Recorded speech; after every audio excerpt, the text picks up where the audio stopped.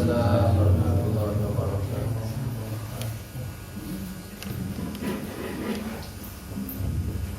Bismillahirrahmanirrahim. Bismillahirrahmanirrahim. Yuwafi ni'amahu wa yukafi majidah. Ya Rabbana alhamdu kama yanbaghi li jalali wajhika wa alimi sultan. Allahumma sholli ala sayyidina wa habibina wa safiyina wa dhukrina wa karimina wa maulana Muhammad wa sallim wa ridayallahu ta'ala an sadatina ashabi rasulillahi ajma'in. Amin ya rabbal alamin. Ampun tipayun orang syukuran ke Allah subhanahu wa ta'ala,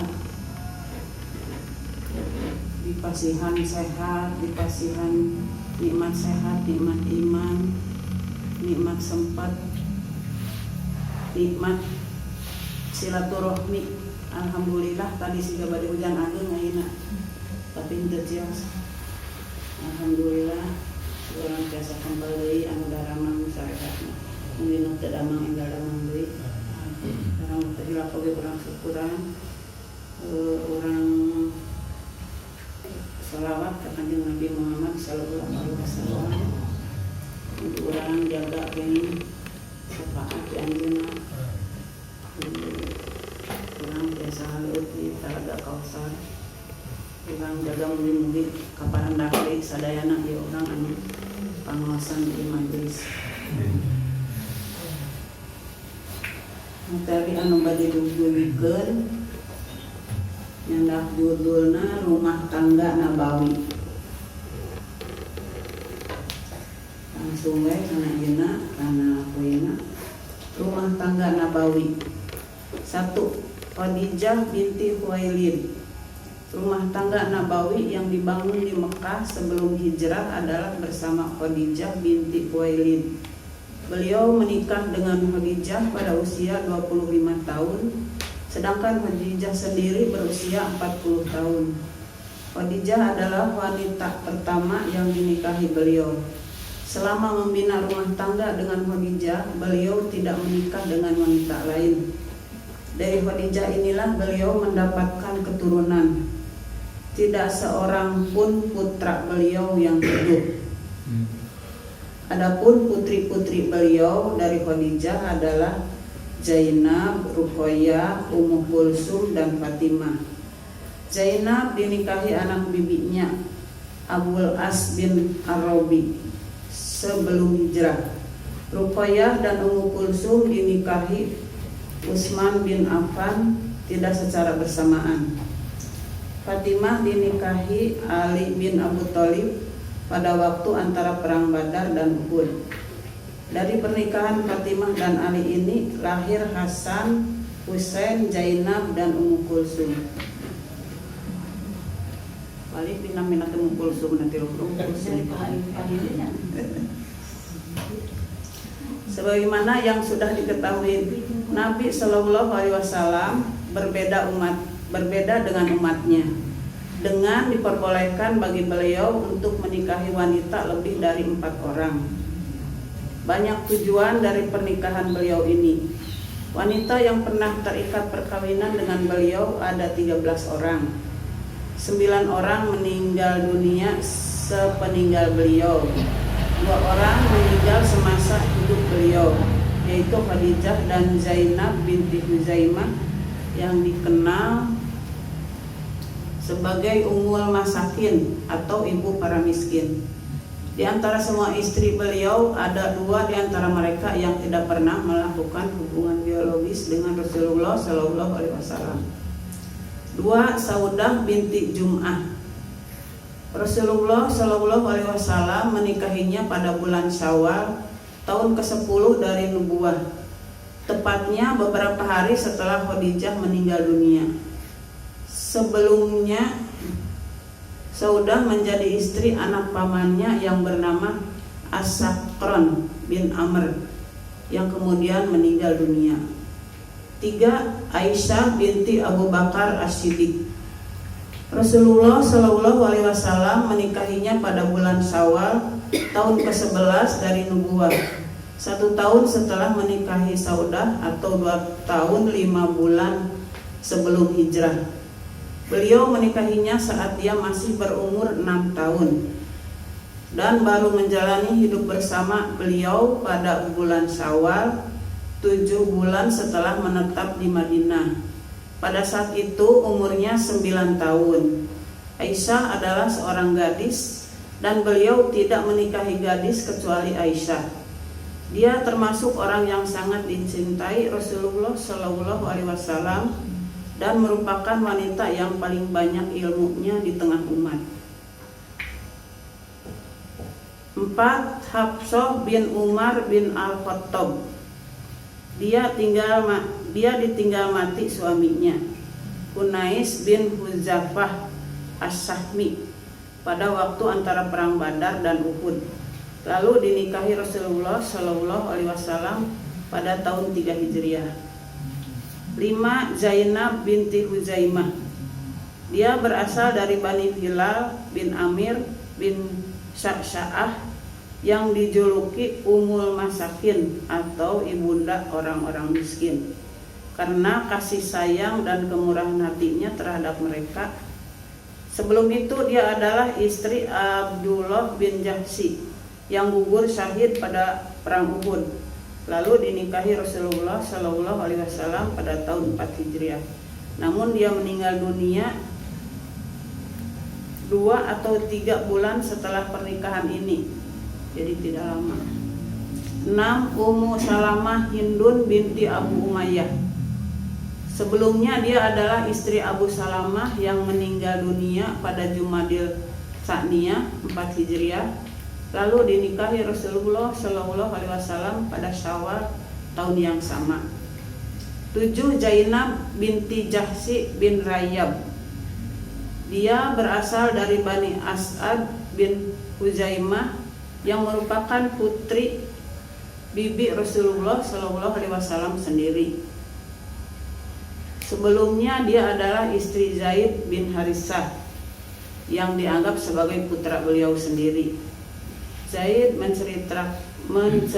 menceraikannya.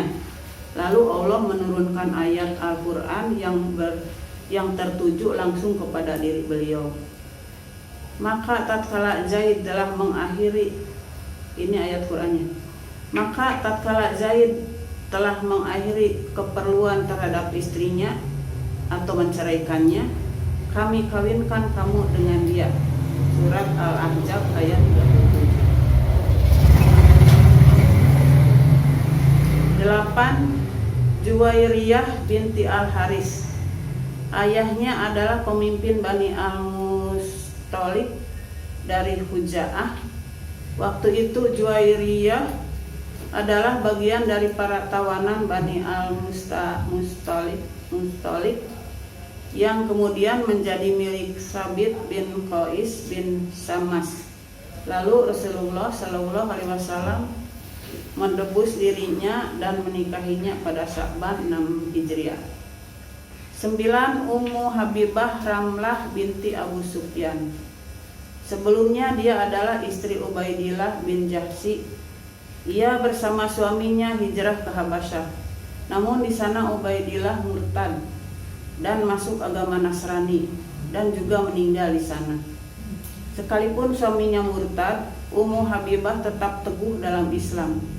Tatkala Rasulullah Shallallahu Alaihi Wasallam mengurus Amr bin Umayyah Ad-Damri untuk menyerahkan surat beliau kepada Raja Najasyi pada bulan Muharram 7 Hijriah, beliau juga menyampaikan lamaran kepadanya. 10. Sofiyah binti Huyai bin Akhtab. Dia berasal dari Bani Israel yang waktu itu termasuk salah seorang dari para tawanan Khaybar. Rasulullah Shallallahu Alaihi Wasallam memilihnya untuk diri beliau sendiri, lalu membebaskan dan menikahinya setelah penaklukan Khaybar pada tahun 7 Hijriah. 11. Maimunah binti Al-Haris.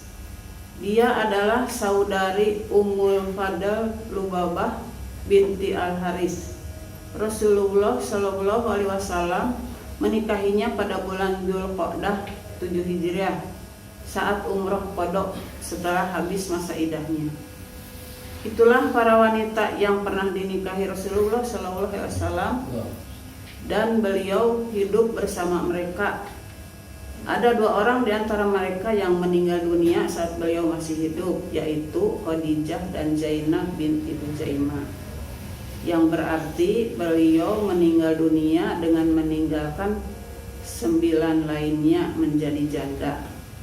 2 wanita lainnya yang tidak hidup bersama beliau, salah seorang diantaranya dari Bani Kilab dan satu lagi dari Hindah yang dikenal dengan nama Al-Juwainiyah. Adapun wanita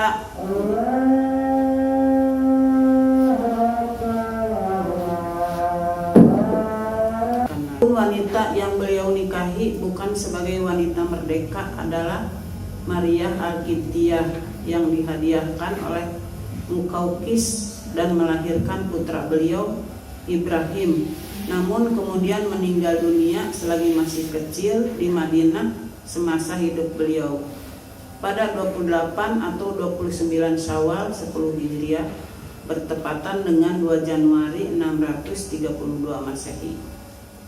Selain Maryah juga ada Raihanah binti Zaid An-Nadiriyah atau Al-Qurajiyah yang sebelumnya termasuk tawanan Quraisyah. Beliau memilihnya untuk diri beliau sendiri. Ada yang berpendapat bahwa dia juga termasuk istri beliau yang dimerdekakan lalu dinikahi. Pendapat pertama ditegaskan oleh Ibnul Qayyim. Abu Ubaidah menambahi 2 wanita lainnya, yaitu Jamilah yang termasuk tawanan dan Jariyah yang dihadiahkan Zainab binti Jahsy kepada beliau.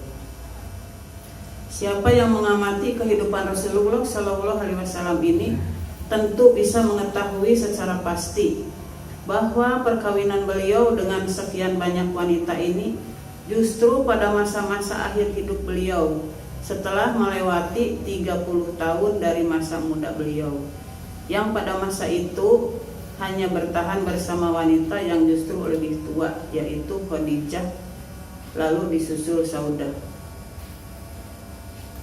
Dengan ini tentunya dia sadar bahwa perkawinan ini tidak sekedar didorong gejolak di dalam diri dan mencari kepuasan dari sekian banyak wanita, tetapi ada berbagai tujuan yang hendak diraih dengan perkawinan tersebut.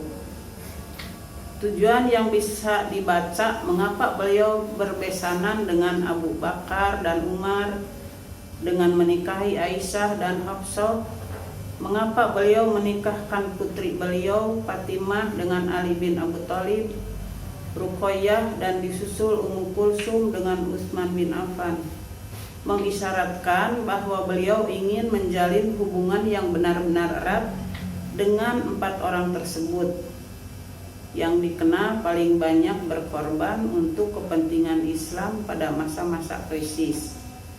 Yang berkat kehendak Allah akhirnya masa-masa krisis ini dapat dilewati dengan selamat.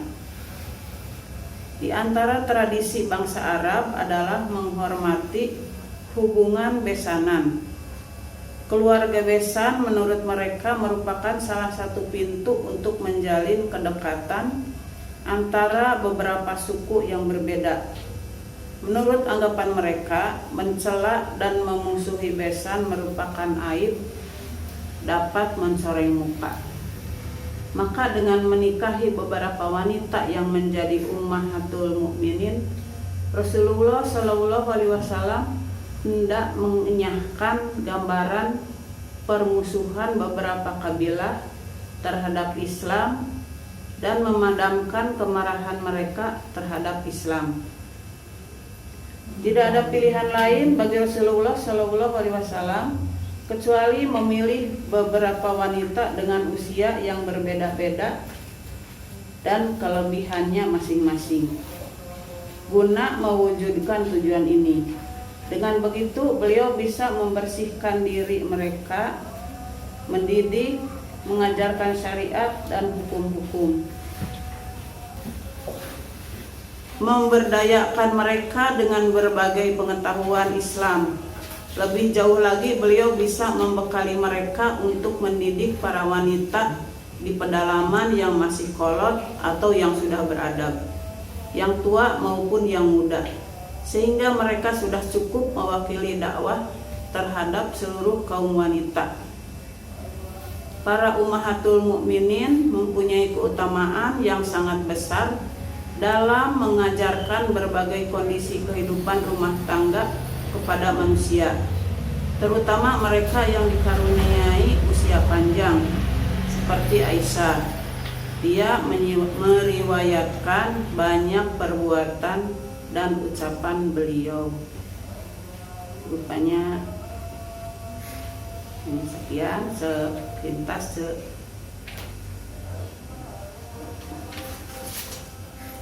untuk meriwayatkan keluarga Nabawi. Billahi taufiq wal hidayah. Wassalamualaikum warahmatullahi wabarakatuh.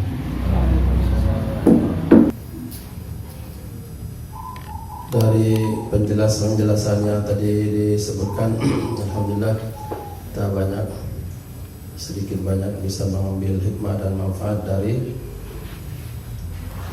rumah tangga Rasulullah SAW, yang pada intinya beliau menikahi itu ya untuk tujuan-tujuan keagamaan. Sampai tadi misalnya ada yang dinikahi dari turunan Yahudi, itu karena sebabnya untuk memudahkan dakwah Nabi di golongan Yahudi. Ya, di Tegalak Teing. Orang-orang Yahudi dulu sering, kan yang megang ekonomi itu dari dulu orang Yahudi, zaman Nabi juga. Jadi sebelum Nabi nikah dengan perempuan yang turun Yahudi itu, orang-orang Islam sulit. Hubungan ekonomi dipersulit gitu ya. Kadang diembargo, kadang tidak dikirim sembako. Nah, setelah Nabi nikah dengan salah seorang istri beliau dari turunan Yahudi, tapi muslimah ya, maka urusan ekonomi jadi tidak sesulit yang sebelumnya gitu ya. Tidak ada tujuan-tujuan untuk memudahkan ekonomi. Berarti bukan untuk tujuan Nabi, berarti untuk tujuan para sahabat juga. Tujuan jadi berkeluarnya Nabi itu jadi pintu untuk kemudahan-kemudahan umat gitu. Ekonomi, terutama dakwah. Banyak istri-istri Nabi yang tadi dinikahkan itu ditugaskan masing-masing, ada tugas-tugasnya, tidak gampang jadi istri Rasulullah SAW. Tapi ada tugas-tugasnya. Tadi ada yang mengurus, disebut ummahatul apa itu? Masakin, al-fuqara al-masakin, ummahatul fuqara al-masakin. Itu yang tadi disebutkan mengurus orang fuqara masakin itu bukan 1-2. Di Masjid Nabi itu ada 300 lebih ya. 300 lebih orang yang tidak punya rumah, hanya di rumah Nabi, di Masjid Nabi aja tiap hari itu diurus, urusan logistiknya, makannya, segala macam, dan tanpa bayar, bukan kos juga, diurus oleh istri Nabi, ada ininya ya. Dan lebih hebat daripada MBG itu, sebab tidak ada yang mabok dulu Pak, tidak ada yang beracun ya, sehat-sehat semua. Itu ratusan di Masjid Nabi yang nanti dikenal dengan Ahlus Suffah namanya. Ahlus Suffah. Ahlus Suffah itu artinya orang yang senang sof pertama waktu sholat, dari sof ya, sof ya. Sofun. Ahlus Suffah itu orang yang senang sof pertama, parabut sholat pertama, sof pertama waktu sholat jamaah disebut. Yang nanti disebut kaum sufi itu aslinya begitu. Pahala-pahala kang sholat gitu ya, memperebutkan soft gitu. Merebut soft pertama di sholat jamaah. Banyak ceritanya. Tapi yang paling penting Nabi menikah banyak itu memang di Quran, di surat Al-Ahzab ayat 50 ya. yang begitu itu hanya khalisatan laka min dunil mu'minin. Itu termasuk kehususan Nabi, khalisatan laka min dunil mu'minin. Orang mukmin tidak boleh nikah yang sebanyak Nabi itu, yang khusus Nabi aja. Malahan kalau ada perempuan misalnya, wa mur'atan mu'minatan iwahab nafsaha lin nabi. Kalau ada perempuan mukminah yang menyerahkan diri kepada Nabi, kalau Nabi berkehendak mau nikah ya boleh saja. Tapi kalau Nabi tidak mau berkehendak nikah, juga tidak dinikahi Rasulullah sallallahu alaihi wasallam. Jadi nikahnya memang benar-benar tujuan untuk keagamaan. Wallahu alam. Tentang keistimewaan istri Rasulullah sallallahu alaihi wasallam, nanti di urusan pahala-pahala ibadahnya dapat 2 kali pahala dibandingkan orang mukmin yang lain ya. Istilahnya wa may yaqnut minkunna lillahi wa rasulihi wa ta'mal shalihan nu'tiha ajraha marratain ya. Jadi siapa yang istri Nabi yang taat ya kepada Allah dan Rasulnya saja beramal saleh, maka nu'tiha ajraha marratain, kami berikan pahala 2 kali lipat dibandingkan perempuan-perempuan biasa yang lain. Itu keutamaannya demikian. Keutamaan juga disebut di Al-Quran oleh Allah Subhanahu wa Ta'ala yang banyak menceritakan tentang keluarga Nabi itu surat Al-Ahzab ya. Istimewanya istri Nabi juga disebut di Quran itu adalah ummahatul mu'minin ya. Disebut ibunya orang mukmin secara hukum ya. Maka karena kedudukannya seperti ibunya kaum mukminin secara hukum, nanti setelah Rasulullah wafat yang tadi ditinggalkan tuh, maka wala antangkihu azwajuhum ba'di abada. Orang-orang mukmin tidak boleh menikah dengan bekas istri Nabi Muhammad sallallahu alaihi wasallam, tidak boleh. Karena kedudukannya sebagai ibu gitu ya, secara hukum sebagai ibu. Banyak pernak-pernik di surat Al-Ahzab ini yang menceritakan keluarga Rasulullah sallallahu alaihi wasallam. Yang ini juga yang paling unik juga diantaranya pernikahan Rasulullah dengan mantan istrinya Zaid itu ya. Zaid ini tadinya anak angkat Nabi ya. Nabi pernah punya anak angkat namanya Zaid ya. Zaid tadinya dari golongan orang biasa, diangkat oleh Rasulullah sallallahu alaihi wasallam. Singkat cerita, sampai Zaid ini nanti anak angkat Nabi ini menjadi panglima perang. Jadi ambil pelajaran aja sekarang, barangkali ada yang angkat anak, itu jangan tanggung-tanggung, sekolahkan anu gitu. Anak angkat Nabi saja jadi perang aja, panglima perang Zaid ini nanti. Dan hebatnya lagi, nanti ini Zaid ini nanti punya anak namanya Usamah ya. Usamah bin Zaid, bukan Usamah bin Laden. Usamah bin Zaid. Itu lebih hebat lagi anaknya Zaid ini nanti. Padahal anak angkat Nabi itu. Zaid itu anak angkat Nabi sampai menjadi panglima perang. Zaid nanti punya anak namanya Usamah bin Zaid. Itu juga jadi panglima perang, umurnya 19 tahun. Itu masalahnya itu. Umurnya 19 tahun jadi panglima perang itu. Anak kolong ini istilahnya itu. Punya bakat. Bapaknya panglima tadi. Padahal bapaknya itu kan tadinya anak angkat Nabi itu. Tapi kesininya itu melahirkan anak yang lebih berkualitas lagi. Ini artinya mengukur keluarga yang maju demikian tuh. Ada kemajuan lebih dari orang tuanya. Apapun bidangnya. Ya, apapun bidangnya ya, lebih dari orang tua. Misalnya maaf ya. Orang tua kita dulu mungkin keluaran SD, anaknya minimal SMA gitu. Jangan SD lagi gitu, tidak ada kemajuan. Gitu ya. Jadi harus ada kemajuan di pendidikan, di apapun harus lebih maju daripada orang tua gitu ya. Wallahu a'lam. Ini Zaid ya.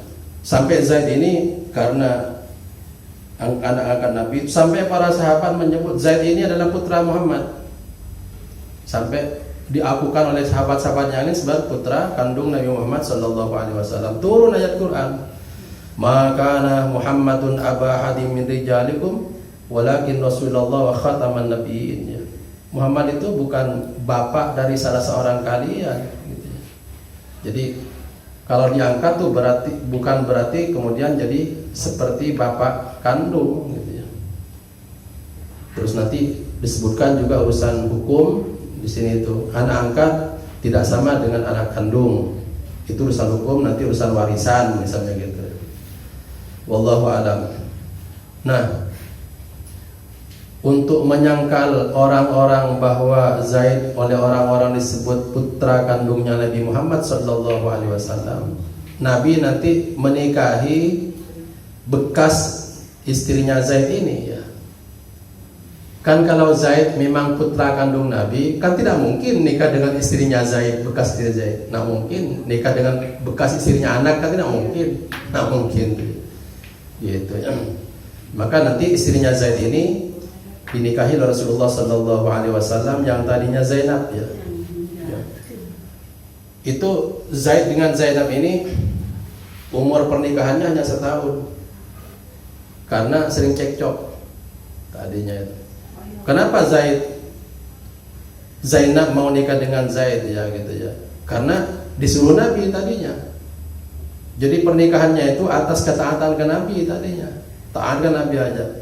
Meskipun nanti istilahnya pernikahannya hanya berlangsung setahun ya, karena sering cekcok. Beda latar belakang. Zaid itu dari bangsawan, Zainab dari bangsawan. Kemudian Zaid tadinya dari orang biasa, padahal jadi panglima nih. Belakangan tuh jadi panglima Zaid ini. Tapi tetap aja ingat masa lalunya mungkin si Zainab itu. Tapi karena dua-duanya tadinya Nabi yang menikahkan ya, nanti walaupun cerai, ini dapat pasangan yang bagus masing-masingnya. Zainab nanti dapat Nabi, suaminya itu. Zaid juga nanti dapat jodoh yang bagus yang kemudian yang melahirkan Usama tadi itu. Ini menarik ya di urusan rumah tangga Rasulullah sallallahu alaihi wasallam. Yang paling menarik, ini salah satu mungkin banyak yang belum tahu ini. Tapi terjadi juga biasa di rumah tangga. Istri Nabi pernah juga minta naik belanja. Naik belanja ya. Naik belanja. Tapi orang teh ningali akhirnya, atau ningali kesimpulan akhirnya nanti ya. Jadi awalnya itu ingin naik belanja, semua ingin naik belanja itu istri Nabi itu. Bayangkan tuh bukan satu ya. Ya, ingin naik belanja. Ya gitu antar istri mah gitu ya. Tapi nanti kita lihat istrinya Nabi ini sebabnya gitu ya. Maka turun ayat Al-Qur'an ya ketika ingin naik belanja. Ya ayuhan Nabi, wahai Nabi. Jadi ketika istri-istrinya ingin naik belanja, turun ayat Quran. Muhammad katakan ke istri-istrimu itu, ya ayuhan Nabi, wahai Nabi, kulli azwajika. Ini lihat lagi kita Nabi ini, Nabi Muhammad sallallahu alaihi wasallam dibandingkan nabi-nabi dan rasul yang lain. Itu Allah tidak pernah menyebut Muhammad di Quran tuh. Panggilannya ya Muhammad tidak ada. Tapi pakai gelarnya ya ayuhan Nabi, ya ayuhan Rasul, balligh ma unzila ilaik. Tapi kalau nabi yang lain enggak. Coba dengan Nabi Adam aja. Ya Adam, uskun anta wa zawjukal jannah. Ya Nuh, bit bisalamin minna wa barakatin alaik. Ya Daud, inna ja'alnaka khalifatan fil ardi. Nabi-nabi yang lain dipanggil namanya oleh Allah. Wahai Adam, wahai Nuh, wahai Daud, wahai Sulaiman, ya Sulaiman. Ya. Tapi Nabi Muhammad tidak pernah di Al-Quran disebut ya Muhammad. Maka Allah tetap ya ayuhan Nabi gitu. Ini keunggulan dari sifat Rasulullah sallallahu alaihi wasallam yang diaku oleh Allah sebagai manusia yang paling baik akhlaknya, sampai tidak boleh manggil nama langsung. Ini nanti umatnya kita yang sopan manggil orang itu tidak boleh langsung manggil nama. Apalagi suami istri gitu ya, tidak boleh itu. Tidak boleh secara etika, maksudnya ya, secara etika, bukan halal haram, bukan. Tapi berarti yang manggil nama langsung ke namanya itu namanya tidak etis namanya. Tidak beretika, tidak berakhlak ya. Nggak boleh Udin gitu, nggak boleh itu ya. Minimal Mang Udin gitu, minimal lagi itu gitu ya. Jadi sebut nama kesayangan atau nama apalah yang diinikan oleh orang yang kita panggil. Jadi memanggil yang baik itu ya, seperti tuntunan Quran ini tidak boleh secara etis, secara akhlak langsung memanggil nama, nggak boleh. Nggak boleh. Ini harus awet nih di rumah tangga itu. Kadang-kadang rumah tangga juga nggak awet lama-lama. Tapi maaf ya, sampaikan aja saya yang baik-baik aja. Saya salut ke Mang Moh itu kadang bilang neng baik aja iya. Tapi kan ini. Nah, iya maksudnya karena sampai tuanya itu yang saya kagumnya itu maksudnya gitu. Maaf kalau ada urusan keluarga saya kadang-kadang sampaikan ya untuk diikuti kebaikannya gitu aja. Banyak ya bisa diambil sebetulnya keluarga juga. Makanya saya ini maaf ya, saya ini yang jadi pemateri di sini itu kakak-kakak ya agar menyampaikan pengalaman-pengalaman hidup yang begini ini. Nggak usah saya menyampaikan semua gitu. Itu maksud saya begitu. Diambil itunya ya. Iya gitu harus diinikan itu gitu ya. Misalnya nanti Jojo ditinggalkan ke India bawalah sabar gitu ya. Itu yang tegar gitu ya. Kan ditinggalkan kan Caca dulu waktu. Kalau ditinggal tuh 9 bulan, Tuh, 5 gitu. bulan, Tuh, 5 coba. bulan. Di sini dengan siapa? Ya, jadi komplek kena anak-anak. Hah? Komplek. Tuh coba. Di komplek Jakarta Utara lagi ya. Iya. Tuh coba. Banyak kan Tanjung Priok itu. Iya. Saya banyak teman Tanjung Priok tuh ada kelompok orang Madura. Ya udah kebayang aja. Tak Caca disimpan di situ, ditinggal suaminya, ada pembantunya aja. Tidak ada. Tuh coba. Nah ketegaran yang seperti ini itu untuk anak-anak sekarang, untung cengeng toeng gitu. Tuh gaduh gas 2 hari di rumah nyon. Itu 9 bulan. Yang begitu tuh yang kita ambil pelajaran yang dekat-dekat gitu ya. Wallahu a'lam, kembali pada keluarga Nabi ya. Di keluarga sebetulnya juga banyak itu ya, hikmah-hikmah yang bisa kita ungkap ya untuk diambil pelajaran kita ini ya. Nah, akhirnya Allah menurunkan ayat ini di Quran tuh ketika istri-istri Nabi meminta naik belanja di surat Al-Ahzab ayat 28. Katakan Muhammad kepada istri-istrimu ya. Qul li azwajika in kuntunna turidna hayatad dunya wa zinataha fata'alain umatti'kunna. Wahai istri-istriku, kalau kalian menginginkan kehidupan dunia dan perhiasannya, silakan kemari, fata'alaina umatti'kunna, akan aku beri kesenangan kalian. Jadi oleh Rasulullah akan dipenuhi kalau tujuannya istrinya itu adalah untuk kesenangan kehidupan dunia dan semata-mata kehidupan dunia, kemudian juga bersenang-senang akan dipenuhi Rasulullah Sallallahu Alaihi Wasallam. Tapi Nabi tidak hanya memenuhi, ada resiko yang tawarkan. Wasarrihkunna sarahan jamila. Tapi kalau sudah dipenuhi naik belanja, saya mau cerai kalian dengan baik-baik. Mau mana dipenuhi naik belanja, saya cerai. Yang kedua, wa in kuntunna turidnallaha wa rasulahu wad daral akhirata. Tapi kalau kalian wahai para istri menginginkan berkeluarga karena Allah dan mengikuti Rasulullah yang sederhana begini juga untuk tujuan akhirat, fa innallaha a'adda al-muhsinin minkum ajran 'azima. Allah akan memberikan kepada kalian ajran 'azima, pahala yang agung. Coba pilihan istri Nabi yang mana ini? Gitu ya. Oleh Nabi kalau ingin naik belanja akan dipenuhi, tapi resikonya akan dicerai. Dicerai baik-baik kata Nabi, sarahan jamila. Tapi kalau kalian memang berkeluarga karena Allah, terus masih bersama Rasul juga tujuan akhirat, Allah akan berikan pahala yang besar. istri Nabi itu mengira mana? Ngambil yang kedua. Padahal tuntutannya itu ingin naik belanja, tapi inginnya itu ingin akhirat. Coba, gitu ya. Oleh Nabi mau dipenuhi padahal itu. Tapi pilihan istri si Nabi itu adalah pahala yang di akhirat. Nah, artinya memang karena Allah Subhanahu wa taala pernikahannya itu. Bayangkan gitu ya. Kita nanti waktu Rasulullah wafat itu tidak ada kekayaan, sisa kekayaan Nabi itu dikasihkan ke istrinya, tidak ada. Nabi itu meninggalkan 7 dinar ya, 7 dinar uang itu. Bukan diberikan ke istrinya, disedekahkan malahan. Istrinya dikasih zong aja, gitu aja, dikasih iman aja. Loh, kalau kita berpikir nanti siapa yang memberikan kebutuhan sehari-hari istri Nabi? Siapa ini? Kan ada taspen dulu. Nggak ada pensiunan. Walaupun Nabi nggak ada punya begitu itu. Tapi Nabi memang dibekali keimanan Allah Subhanahu wa taala. Ya, akhirnya karena keimanan kuat, para sahabat kuat, nanti istri-istri Nabi yang ditinggalkan ini itu di drop out semuanya, ditanggung oleh Abdurrahman bin Auf. Ada sahabat tuh yang menanggung semua itu. Ya, biar kita tahu itu. Nah, keputusan tidak ingin naik belanja tapi tetap nikahnya memang karena Allah, hidup dengan Rasul dengan sederhana, kemudian juga yang dikejar akhirat, gitu ya. Siapa yang memutuskan pertama coba ini? Aisyah radhiyallahu anha. Aisyah yang pertama memutuskan tuh. Yang lain yang tua-tua, maaf ya, yang lebih senior, yang lebih tua dari Aisyah itu ikut Aisyah itu. Makanya Aisyah itu keistimewaannya di situ ya. Walaupun muda tapi jadi penentu kesimpulan-kesimpulan rumah tangga itu. Gitu ya, gitu.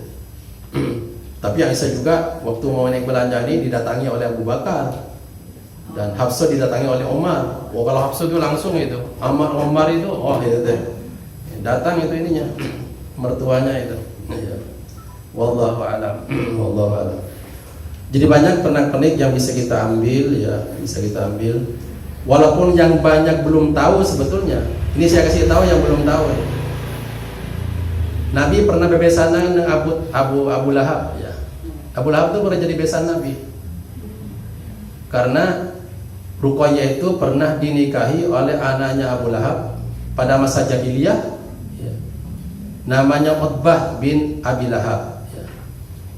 Kemudian juga adiknya Ruqayyah, Ummu Kulsum, sebelum nikah ke Utsman bin Affan radhiyallahu anhum, itu juga nikah ke anaknya Abu Lahab lagi. Namanya Utaibah namanya.